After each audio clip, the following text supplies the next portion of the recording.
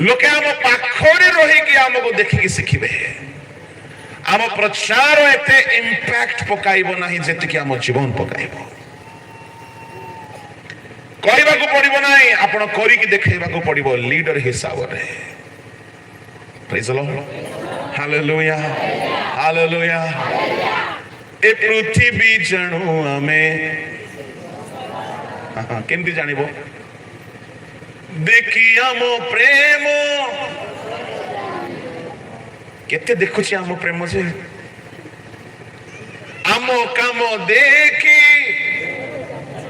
बापा आम काम देखी कि जगत कही पकेबो आम काम मौल दुकान रे स्वल्प दुकान रे आम काम खैनी दुकान रे लोक माने अनेक ना लिखती जिहोबाजिरी इमानुएल शॉप जिहोबाजिरी शॉप केबे हेले खैनी दुकान ना लिखि न दियंतु बोली डर रे अछि असुविधा है सदा प्रभु से खैनी रो सहवर्ती हेबे कि आगे इमानुएल पानो शॉप गला बास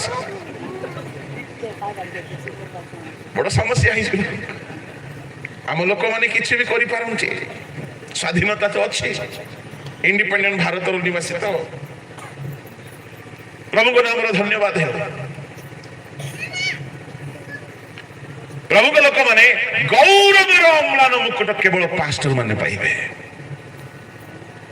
आ पास्टर माने पाइबे किंतु से मान को पाइ मधु कंडीशन अछि कोन पलर आदर्श जो माने थिबे प्रेज द लॉर्ड आ कोन लेखा अछि पढंतु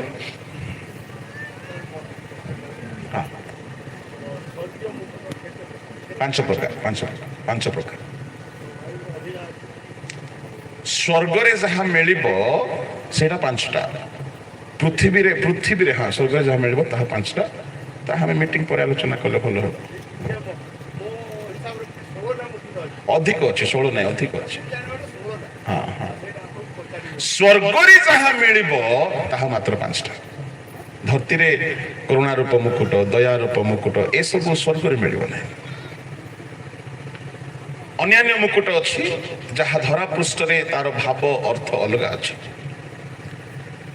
किंतु स्वर्ग रे प्रवेश कला परे जने व्यक्ति को मात्र पांचटा मिलिबार संभावना अच्छी तळको पढंतु सेतिरे प्रधान पालक प्रकाशित हेबा समय तुमे माने गौरवर अम्लान मुकुट पाइबो हां सेही परि हे जुबा माने नहीं तीन रु पढ पुणी जो मानकर दायित्व भार तुम मानक हस्ତରେ समर्पित अछि से मानक उपरे कर्तापण न करी पलर आदर्श स्वरूप होई ताहा कर सेतिरे प्रधान पालक प्रकाशित हेबा समय रे तुमे माने गौरवर अम्लान मुकुट पाइबो प्रधान पालक प्रकाशित हेबा समय रे गौरवर अम्लान मुकुट तुम माने पाइबो दुई पद रे केतरा शर्त अछि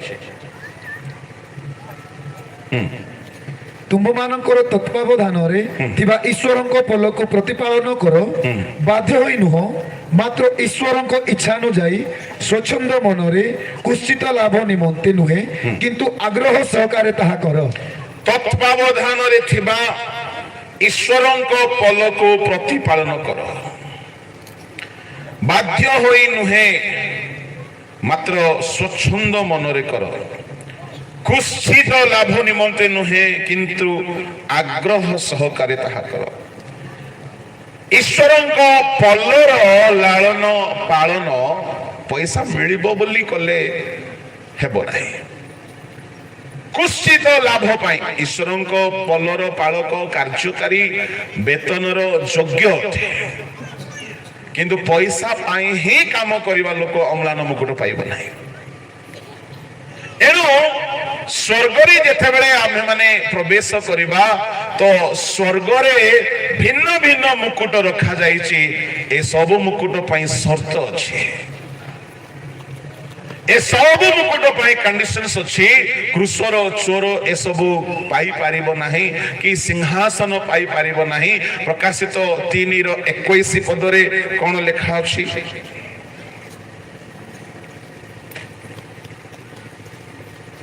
आमे माने जेपरि जय करी आमर पितांक सहित ताहांक सिंहासन रे बसी अछु सेही परि जे जय करी आम्बे ताहांकु आम्ब सहित आम्बर सिंहासन रे बसिबाकू देबु जे जय करे କୃଷର ଚୋର କେବେ ହେଲେ କୌଣସି ପାପକୁ ଜୟ କରିନଥିଲା।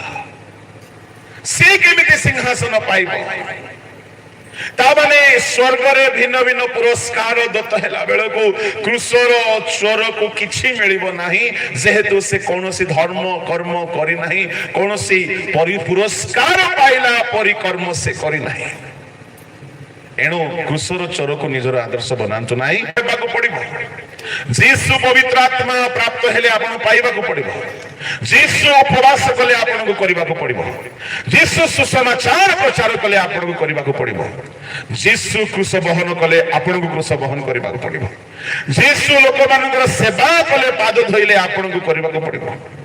ଯୀଶୁ ଶୟତାନକୁ ଜୟ କଲେ ଆପଣଙ୍କୁ ଜୟ କରିବାକୁ ପଡିବ।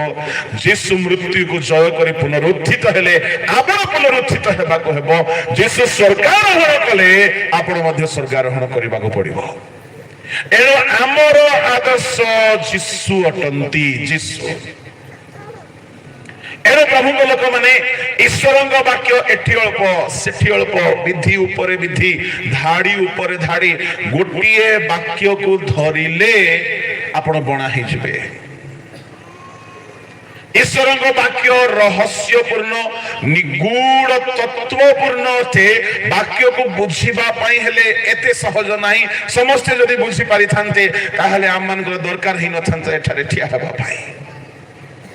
ଈଶ୍ୱରଙ୍କ ବାକ୍ୟ ନିଗୁଡ ଭାବପୂର୍ଣ୍ଣ ଅଟେ। ଯଦି ଆପଣ ଈଶ୍ୱରଙ୍କ ବାକ୍ୟକୁ ବୁଝିବା ପାଇଁ ଚାହାନ୍ତି ତାହେଲେ ଏ ବିଧିକୁ ମନେ ରଖିବେ। ଯିଶାୟ 28 ତାର 10 ଟିକେ ପଢନ୍ତୁ।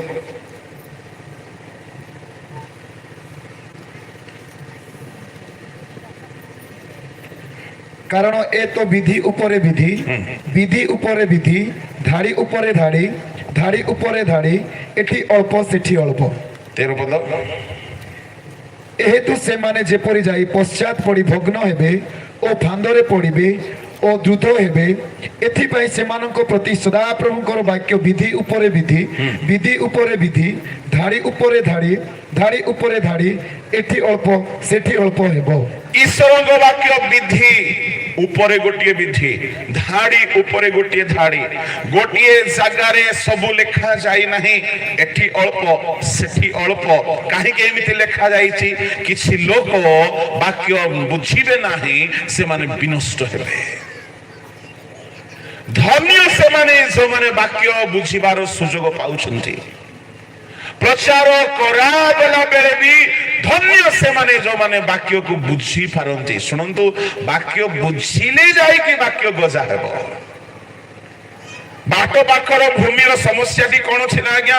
ବାଟ ପାଖର ଭୂମିର ସମସ୍ୟାଟି ହେଲା କି ସେ ବାକ୍ୟ ବୁଝିଲା ହିଁ ନାହିଁ, ଏଣୁ କରି ପାପାତ୍ମା ହରଣ କରିନେଲା। 13 ଅଧ୍ୟାୟର 19 ପଦ ମାଥ୍ୟୁ।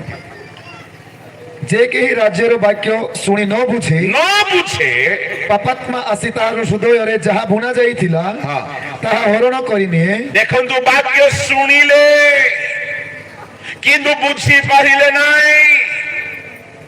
ଆପଣ ମାନେ ସଭାକୁ ଆସିଗଲେ ଯେ ବାକ୍ୟ ବୁଝିବେ ତାହା ନୁହଁ। ବୁଝିବା ପାଇଁ ପ୍ରଭୁଙ୍କର ଶକ୍ତି ମାଗିବାକୁ ପଡିବ। 13ର 11 ପଢନ୍ତୁ ମାଥ୍ୟୁ।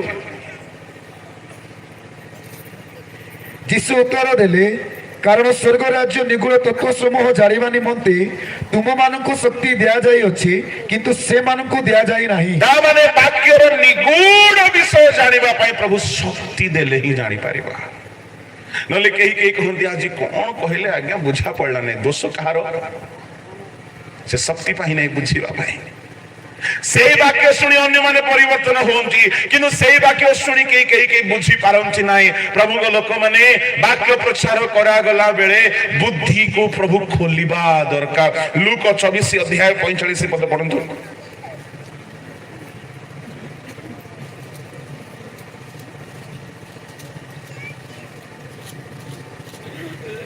ସେତେବେଳେ ସେମାନେ ଯେପରି ଧର୍ମଶାସ୍ତ୍ର ବୁଝିପାରନ୍ତି, ସେଥିପାଇଁ ସେ ସେମାନଙ୍କର ବୁଦ୍ଧି ରୂପ ଦ୍ୱାର ଉନ୍ମୁକ୍ତ କଲେ। ଶାସ୍ତ୍ର ବୁଝିବା ପାଇଁ ପରମେଶ୍ୱର ବୁଦ୍ଧିର ଦ୍ୱାରକୁ ଖୋଲନ୍ତି। ପରମେଶ୍ୱର ବୁଦ୍ଧିର ଦ୍ୱାର ଯଦି ଖୋଲିବେ, ଆପଣ ସଭାରେ ବସିଛନ୍ତି, ପ୍ରଭୁ ଆପଣଙ୍କର ବୁଦ୍ଧିକୁ ଓପେନ କରିଦେଲେ ଆପଣଙ୍କୁ ପ୍ରଚାର ଭଲ ଭଲ ବୁଝା ପଡିବ। प्रेज द लॉर्ड, हालेलुया, बोलो यीशु मसीह की। किंतु शैतान कोन करो थाए जानंती से ताला पको थाए। द्वितीय कोरिन्थी 4:4 पढंतु।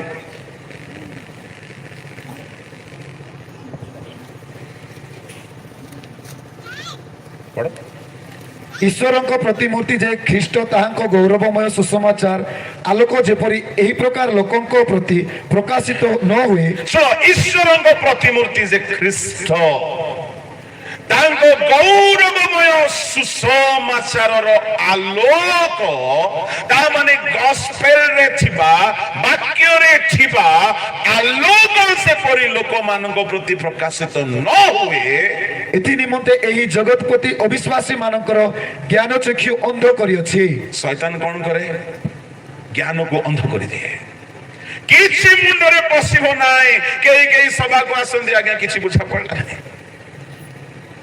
କାହିଁକି? ବୁଝିବା ପାଇଁ ଶୟତାନ ଚାହିଁବ ନାହିଁ କି ଆପଣ ବାକ୍ୟ ବୁଝନ୍ତୁ।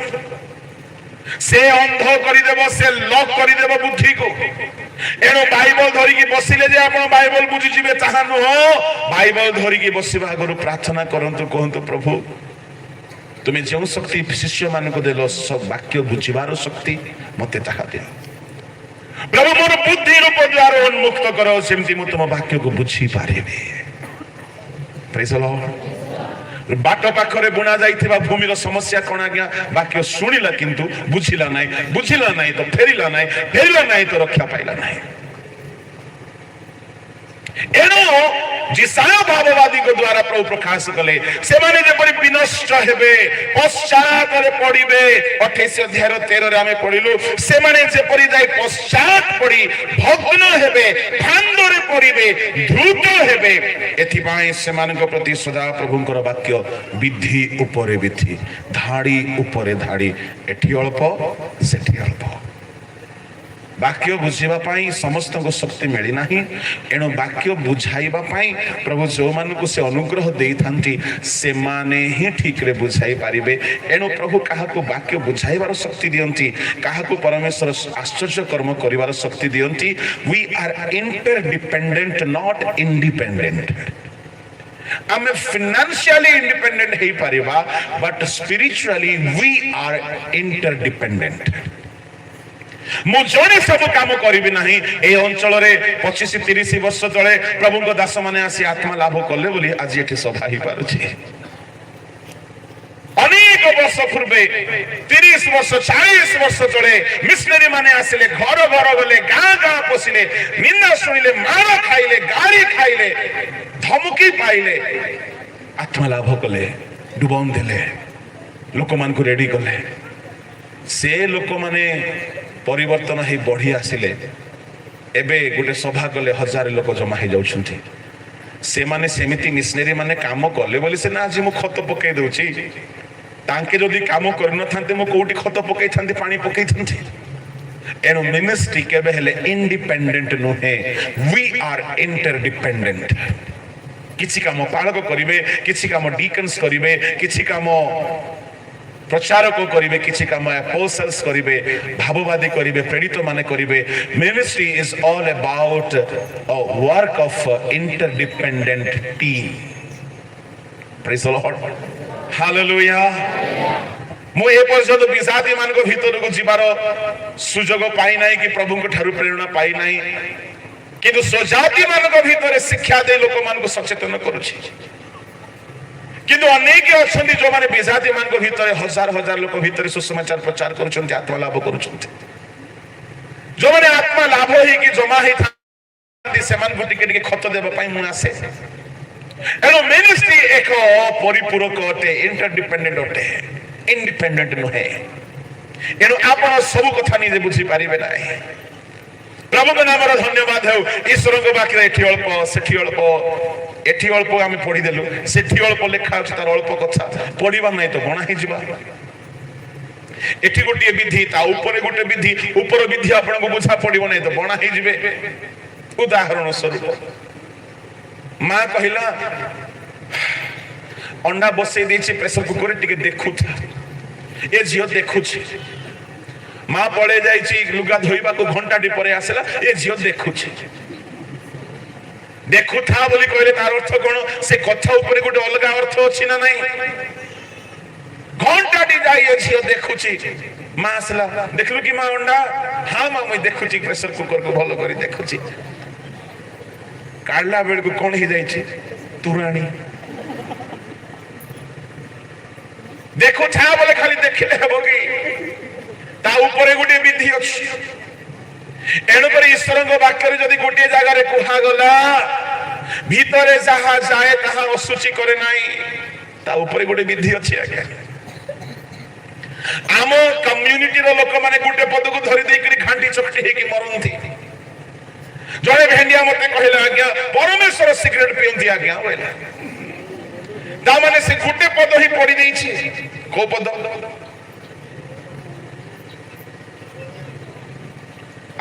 ଗୀତ ସଂହିତା 18 ଅଧ୍ୟାୟର 8 ପଦ।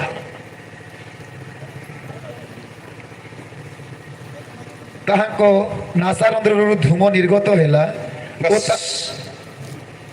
ପରମେଶ୍ୱରଙ୍କ ନାକରୁ ଧୂଆଁ ବାହାରିଲା। ଜଣେ ସିଗାରେଟ ଖୋର ଲୋକ ଏ ପଦଟା ପଡି ଦେଇଛି। ପରମେଶ୍ୱରଙ୍କ ନାକରୁ ଧୂଆଁ ବାହାରିଲା ବୋଲେ ପରମେଶ୍ୱର ନ ପିଇଥିବେ କି ସିଗାରେଟ ପିକା ବିଡି? କେମିତି ହେଇକି ଧୂଆଁ ବାହାରିଲା ବୋଲେ ସେ ସେତିକି ଆଗ ବୁଝିଛି। ଆମ କମ୍ୟୁନିଟିର କେତେକ ଲୋକମାନେ ମାଥ୍ୟୁ 15 ଅଧ୍ୟାୟକୁ ବଡ ଭୁଲ ବୁଝନ୍ତି। ମାଥ୍ୟୁ 15 ଅଧ୍ୟାୟ କାଢନ୍ତୁ ଆଉ ତାହାର ପଢନ୍ତୁ 17। ଯାହା କିଛି ମୁଖରେ ପ୍ରବେଶ କରେ ତାହା ଉଦରକୁ ଯାଇ ବାହ୍ୟ ସ୍ଥାନରେ ଯେ ନିକ୍ଷିପ୍ତ ହୁଏ। 20 ପଢ, 18 ବି ପଢ। କିନ୍ତୁ ମୁଖରୁ ଯାହା ନିର୍ଗତ ହୁଏ ତାହା ହୃଦୟରୁ ବାହାରେ ଓ ତାହା ହିଁ ମନୁଷ୍ୟକୁ ଅଶୁଚି କରେ। 20 ଏହି ସମସ୍ତ ହିଁ ମନୁଷ୍ୟକୁ ଅଶୁଚି କରେ, କିନ୍ତୁ ଅଧତ୍ଵ ହସ୍ତରେ ଭୋଜନ କରିବା ମନୁଷ୍ୟକୁ ଅଶୁଚି କରେ ନାହିଁ। 11 ମୁଖରୁ ଯାହା ପ୍ରବେଶ କରେ ତାହା ଯେ ମନୁଷ୍ୟକୁ ଅଶୁଚି କରେ ଏପରି ନୁହେଁ, କିନ୍ତୁ ମୁଖରୁ ଯାହା ବାହାରେ ତାହା ହିଁ ମନୁଷ୍ୟକୁ ଅଶୁଚି କରେ। ଜଣେ ପାନ ଚୋବାଇବା ଲୋକ, ଗୁଡାକୁ ଘଷିବା ଲୋକ, ସ୍ୱଳ୍ପ ମୌଲ ଖଜୁରୀ ମଦ ପିଇବା ଲୋକ ଏ ପଦ ଯଦି ପଢିଦେବ, ଆଉ କୋଉ ପଦ ସେ ପଢିବ ନାହିଁ ବୋଲେ ସେ କଣ ବୁଝିବ ଆଜ୍ଞା? ଯାହା ମୁଖରେ ପ୍ରବେଶ କରେ, ସେ ସଲଫ ହେଉ, ସେ ମୌଲ ହେଉ, ସେ ଖଜୁରୀ ମଦ ହେଉ, ସେ ସିଗାରେଟ ହେଉ, ସେ ରାଜା ଖଇନି ହେଉ, ସେ ରାଣୀ ଖଇନି ହେଉ, ସେ ଯାହା ବି ହେଉ, ଭିତରେ ଯାହା ପ୍ରବେଶ କରେ ଅଶୁଚି କରେ ନାହିଁ। ଏ ପଦକୁ ମଦୁଆ ମାନେ ମୁଖସ୍ଥ କରିଦେଇଛନ୍ତି, ଖ୍ରୀଷ୍ଟିଆନ ମଦୁଆ ମାନେ। କିନ୍ତୁ ଫଟା କପାଳିଆ ମାନେ ସେମାନେ ଈଶ୍ୱରଙ୍କ ବାକ୍ୟ ଏଠି ଅଳ୍ପରେ ଭାଇନା ସେଠି ଅଳ୍ପ। ବାଇବଲରେ ଗୁଡାଏ ଜାଗାରେ ମନା କରାଯାଇଛି ଧୂମ୍ରପାନ ମଦ୍ୟପାନକୁ। 1 କରିନ୍ଥୀ 6 ଅଧ୍ୟାୟ ବାହାର କରନ୍ତୁ, ସେଠାରେ ସ୍ପଷ୍ଟ କୁହାଗଲା ସେମାନେ ସ୍ୱର୍ଗ ଯିବେ ନାହିଁ। 6:10 ପଢ। କି ପୁମୈଥୁନକାରୀ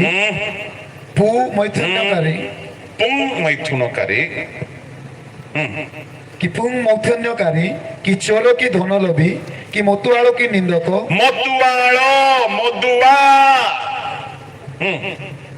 କି ପରଦ୍ରବ୍ୟ ଲୁଣ୍ଠନକାରୀ ଏମାନେ ଈଶ୍ୱରଙ୍କ ରାଜ୍ୟର ଅଧିକାରୀ ହେବେ ନାହିଁ। ହେଲେ ଜଣେ କହିବ ଆଜ୍ଞା ଏଠି ମଦୁଆ ବୋଲି ତ ଲେଖା ହିଁ ନାହିଁ, ମତୁଆଳ ଲେଖା ଅଛି।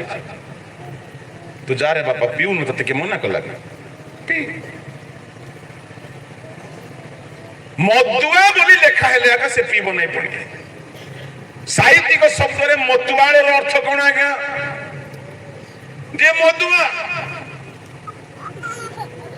ଏମାନେ ଈଶ୍ୱରଙ୍କ ରାଜ୍ୟର ଅଧିକାରୀ ହେବେ ନାହିଁ। କେତେକ ଜାଗାରେ ହାଣ୍ଡି ହାଣ୍ଡି ମଦ ପିଇବା ନେତା ମାନେ, ଖ୍ରୀଷ୍ଟିଆନ ନେତା ମାନେ ଅଛନ୍ତି। କାହିଁକି? ଈଶ୍ୱରଙ୍କ ବାକ୍ୟ ଏଠି ଅଳ୍ପ ସେଠି ଅଳ୍ପ। ସିଠିଲଟା ଆଉ ଦେଖି ନାହାନ୍ତି, ଇଠିଲଟା କୋଉଟା? କାହ୍ନାନଗର ବିଭାଟା। ଯୀଶୁ ଦ୍ରାକ୍ଷା ରସ ପିଆଇଲେ ବୋଲେ ଆମେ ପିଇଲେ ଅସୁବିଧା କି କରୁଛନ୍ତି? ଯୀଶୁ ଦ୍ରାକ୍ଷା ରସ ପିଆଇଲେ, ମଦ ପିଆଇ ନାହାନ୍ତି। ମୁଁ ବି ଦ୍ରାକ୍ଷା ରସ ପିଇଛି, କିଛି ସ୍ୱାଦ ନାହିଁ ତାର। ଦ୍ରାକ୍ଷା ରସର ଗୁଡାଏ ଭେରାଇଟି ଆସେ, ଗୋଟିଏ ବିଲକୁଲ ସ୍ୱାଦ ନଥିବ, ଆଉ ଗୋଟେ ବେଶୀ ଷ୍ଟ୍ରଙ୍ଗ ଟେଷ୍ଟ ଥାଏ, ସେଟା ନିଶା ହେଇଥାଏ। ଜଣେ ଭାଇ ଯାଇଥିଲେ ଜେରୁସାଲେମ, ସେ ନେଇକି ଆସିଲେ ଆଉ ମତେ କହିଲେ ଆପଣ ଟିକେ ପିଅନ୍ତୁ। ଜେରୁସାଲେମରେ ଆସିছে ମାନେ ପିଇଦେବା ଟିକେ। ଦେଖିଲି ଯେ କିଛି ନାହିଁ, ଆରିଷ୍ଟ ଆୟୁର୍ବେଦିକ ରସ ପରି ଲାଗିଲା। ସେ କହିଲେ ଆଜ୍ଞା ଏଇଟା ହଉଛି ପିଓର ଦ୍ରାକ୍ଷା ରସ, କିଛି ମିଶି ନାହିଁ। କିନ୍ତୁ ଦ୍ରାକ୍ଷା ରସକୁ 30 ଦିନ ଯଦି ତାକୁ ସଡ଼ାଇ ଦିଆଯିବ, ତାକୁ ପଚାଇ ଦିଆଯିବ, ତାହେଲେ ସେଠାରେ ନିଶା ହେଇଯିବ। ଆଉ ଯିଶୁ ପଚା ସଡ଼ାଟା ଦେଇନାହାନ୍ତି, ତାଜା ତାଜା ମିରାକେଲ କରିକି ଦେଲେ। Hallelujah hallelujah. ଏବେ ଆମର ଲୋକମାନେ ଆଉ ଗୋଟେ ରେଫରେନ୍ସ ଧରିକି ମଦ ପିଉଛନ୍ତି। କୋଉଟା ଅଳ୍ପ ଅଳ୍ପ ପିଇବାକୁ ଲେଖା ହେଇଛି, ବେଶୀ ପିଇଲେ ସିନା ଅସୁବିଧା। ପ୍ରଥମ ତିମୋଥୀ 5:22 23 ଆଉ କେବଳ ଜଳପାନ ନ କରି ତୁମର ଉଦର ରୋଗ ଓ ବାରମ୍ବାର ଅସ୍ୱାସ୍ଥ୍ୟ ସକାଶେ ଅଳ୍ପ ଦ୍ରାକ୍ଷା ରସ ପାନ କର। କେବଳ ପାଣି ପିଅ ନାହିଁ, ବାରମ୍ବାର ପେଟ ଖରାପ ହଉଛି, ଏସିଡିଟି ହଉଛି, ଗ୍ୟାସ୍ ହଉଛି, ଆଉ ଢେକାର ଆସୁଛି, ଲୁଜ ମୋସନ ହଉଛି। ତିମୋଥୀ ବାପା ଖାଲି ପାଣି ପିଇନାରେ ଟିକେ ଟିକେ ଦ୍ରାକ୍ଷା ରସ ପିଇ। ମୁଁ ଏହାକୁ ରିସର୍ଚ୍ଚ କଲି, ଅନେକ ବିଜ୍ଞ ସ୍କଲାର ମାନଙ୍କ ସହିତ ଆଲୋଚନା କଲି। ସେମାନେ କହିଲେ ଆଉ ଦେଖାଇଲେ ଓ ଶବ୍ଦ ବ୍ୟବହାର ହେଇଛି ଗ୍ରୀକ ଭାଷାରେ। ଓ ଶବ୍ଦ ବ୍ୟବହାର ହେଇଛି। ଅନିଅର ଶବ୍ଦ ହଉଛି ପିଓର ଗ୍ରେପ୍ ଜୁସ୍। ତା ମାନେ ପିଓର ଗ୍ରେପ୍ ଜୁସ୍ ପିଅନ୍ତୁ, ଆମକୁ ବି ଦିଅନ୍ତୁ, ଆମେ ବି ପିଇବା, କିନ୍ତୁ ଫ୍ରିଜ ରଖିକି ଦେବେ ନାହିଁ। ହଁ, ଥଣ୍ଡା ଧରିଦେବ। ଅଳ୍ପ ଅଳ୍ପ ଦ୍ରାକ୍ଷା ରସ ପିଇବା ପାଇଁ କୁହାଗଲା, ମଦ ପିଇବାକୁ କୁହାଯାଏ ନାହିଁ। ଯଦି ଜଣେ ମଦୁଆ ଲୋକ ଏ ବାକ୍ୟକୁ ସେମିତି ବୁଝିବ, ସେ ଜୀବନରେ କେବେ ପରିବର୍ତ୍ତନ ହେବ ନାହିଁ। ଏଣୁ ସେମାନେ ଅନ୍ଧକାରରେ ଭ୍ରମଣ କଲେ। କୌମାନେ? ଫାରୁସୀ, ସାଧୁକୀ, ଶାସ୍ତ୍ରୀ ମାନେ ଯୀଶୁଙ୍କର ବାକ୍ୟ ବୁଝି ପାରିଲେ ନାହିଁ। ଆପଣ ଥିଓଲୋଜି ପଢି ପାରନ୍ତି, ଷ୍ଟଡି ବାଇବଲ ରଖି ପାରନ୍ତି, କିନ୍ତୁ ବାକ୍ୟ ବୁଝିବାର ଶକ୍ତି କେବଳ ପବିତ୍ର ଆତ୍ମା ଦିଅନ୍ତି। ଆପଣ ବହୁତ ବାଇବଲ ପଢି ପାରନ୍ତି, କିନ୍ତୁ ସତ୍ୟ ଭାବରେ ବାଇବଲକୁ ବୁଝିବା ପାଇଁ କେବଳ ଈଶ୍ୱରଙ୍କ ଆତ୍ମା ସାହାଯ୍ୟ କରନ୍ତି। ଯେହେତୁ ଯେଉଁ ଆତ୍ମା ଏହା ଲେଖିଛନ୍ତି, ସେ ଆତ୍ମା ହିଁ ତାହାର ଭାବକୁ ଜାଣନ୍ତି। ଏଣୁକରି ମୁଁ କୌଣସି ଷ୍ଟଡି ବାଇବଲକୁ ପଢେ ନାହିଁ। କାହିଁକି? ଷ୍ଟଡି ବାଇବଲ ଗୁଡାକ ଗୋଟେ ଗୋଟେ ସ୍କଲାର ମାନେ ଲେଖିଛନ୍ତି, ତାଙ୍କୁ ଯାହା ବୁଝା ପଡିଲା, ତାଙ୍କୁ ଯାହା ମିଳିଲା, ସେମାନେ ତାହା ଲେଖିଲେ। କିନ୍ତୁ ପ୍ରକୃତରେ ଯିଏ ବାଇବଲ ଲେଖିଛନ୍ତି, ତାଙ୍କ ପାଖରେ ବସିକି ଯଦି ଆପଣ ଶିଖିବେ, ବାଇବଲର କେବେ ରଙ୍ଗ ଇଣ୍ଟରପ୍ରିଟେସନ ହେଇପାରିବ ନାହିଁ। କାହା ଦ୍ୱାରା ବାଇବଲ ଲେଖା ହେଇଅଛି? ପବିତ୍ର ଆତ୍ମା।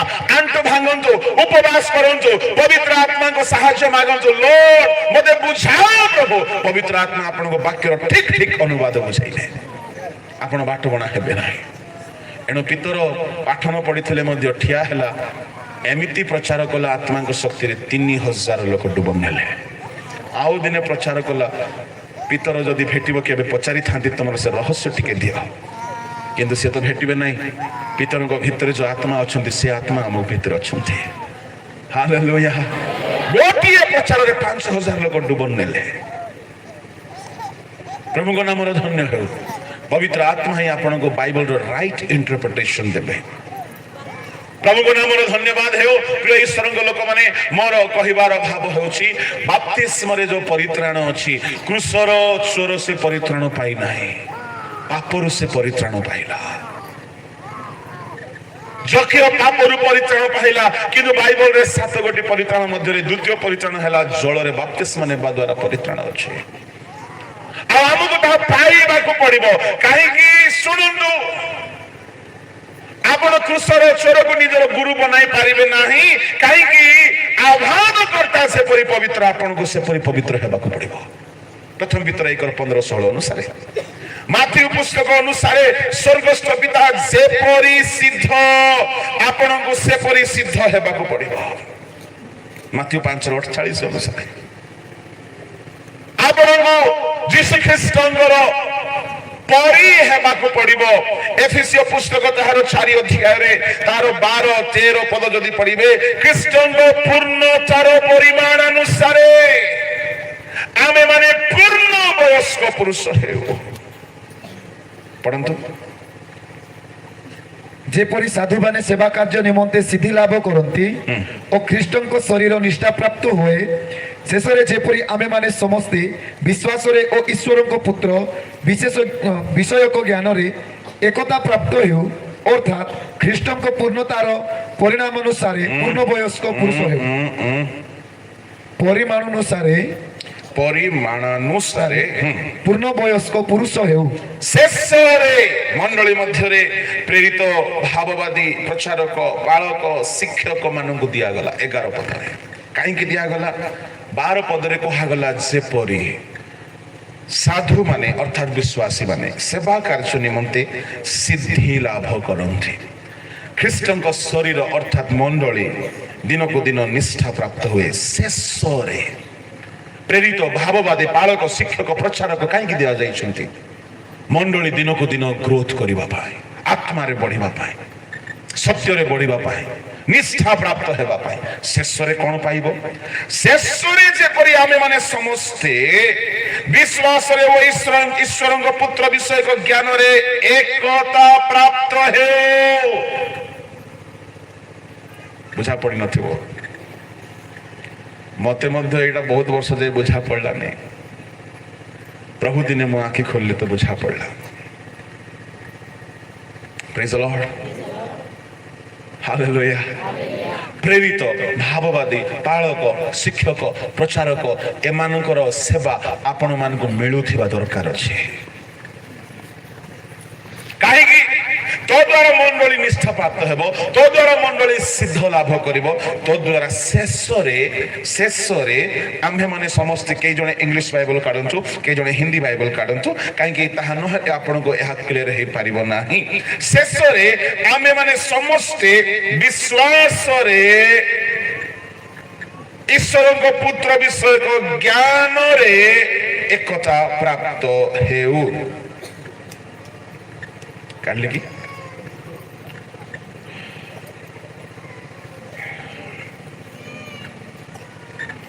बोलो यीशु मसीह की। समस्ते कहवा बोलो यीशु प्रभु की। यस, एफिसियो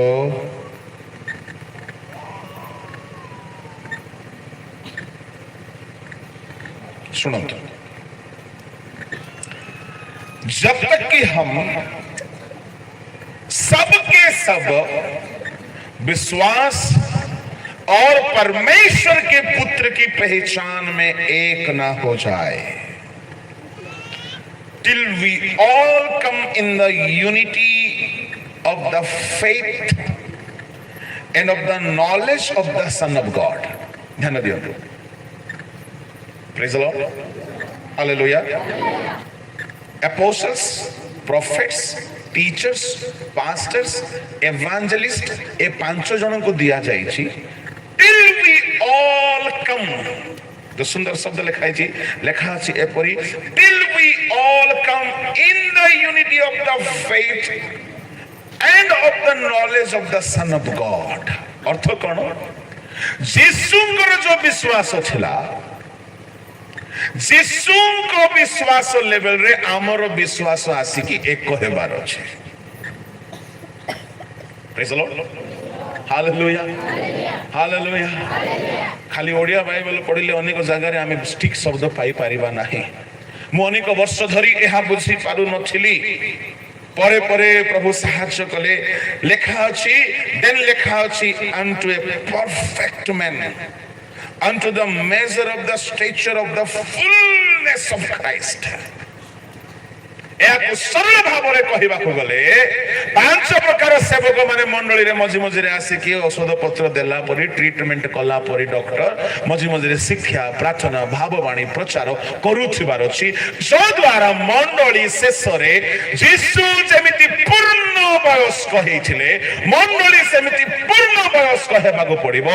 यीशु जे जो विषय पूर्ण हेथिले मंडली सेही विषय पूर्ण हेबाकू पड़िबो। यीशु नम्रता रे सिद्ध थिले, प्रेम रे सिद्ध थिले, पवित्रता रे सिद्ध थिले, शक्ति रे पूर्ण थिले, विश्वास रे पूर्ण थिले, आज्ञाबह थिले। मंडली सब विषय ख्रीष्टଙ୍କ परि पूर्ण हेबाकू पड़िबो। मोर प्रश्न, क्रूसर चर सब विषय पूर्ण हेथिला? जो माने ताकू गुरु बनै छथि कोन हेबो? आपण यीशु को निजर आदर्श बनांतो। Hallelujah, praise the lord. आज मो ऑटोमेटिक अच्छी सिस्टमेटिक नहीं, बोलो यीशु महाराज की प्रेज द लॉर्ड। प्रभु का लोक माने एणु करी ईश्वर वाक्य अति रहस्यपूर्ण विषय अटे। आम समस्त को परित्राण रे वृद्धि पाइबार अच्छे। अनेक परित्राण मध्यरु बाप्तिस्म गोटे परित्राण दिए। बाप्तिस्म रे आउरी अनेक आशीर्वाद अच्छी। कौन अच्छी कौन मु छाड़िली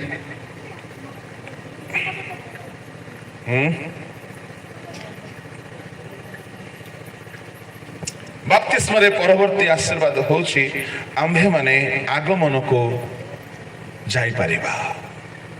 रोमियो 6 अध्याय ताहार 4, 5, 6 पद जदि आमे माने पढ़िबा तो सेठारे बाप्तिस्म रे पुरातन मनुष्य क्रूसरे हत हो जाए। ता माने संपूर्ण नूतन जीवन आसे। बाप्तिस्म द्वारा ताहांको सहित मरण रे आमे बाप्तिजित होई अछु। मरिबा लोक को कबर दिया जाए, बंचिबा लोक को नहीं। जलरे समाधि 5 पदर शेष धारी लेखा अछि। जदि आमे ताहांको मृत्युर सहभागिता रे ताहांको सहित एकीभूत होई अछु ताहाले निश्चय ताहांको पुनरुत्थानर सहभागिता रे आमे पुनरुत्थित होई ताहांको सहित एकीभूत हेबा। जदि आमे बाप्तिस्म नहीं अछु ताहाले निश्चय आमे ताहांको सहित आगमन रे जाई परिबा। भाई भौणी माने बाप्तिस्म बिना आपण आगमन रे जाई परिबे नै। एनो शैतान रो चालाकी को बुझंतु, शैतान रो चातुरी को बुझंतु। शैतान केबे भी चाहिबो नाही कि आपण बाप्तिस्म नियंतु। बाप्तिस्म रे पाप क्षमा अछि। लूक 3:3। बाप्तिस्म द्वारा आपण मंडली रो सदस्य होंती। प्रथम कोरिन्थी 12:13। बाप्तिस्म द्वारा आपण संपूर्ण भाव रे शैतान रो कबळ रो मुक्त होंती। बोलो यीशु मसीह की हालेलुया, प्रेज द लॉर्ड। आमने गोटे गीत गाइबा तापरे परवर्ती अधिवेशन आड़को आमने जीवा। जोरे गोटे करताली बजांतु, प्रभु को धन्यवाद दियंतु।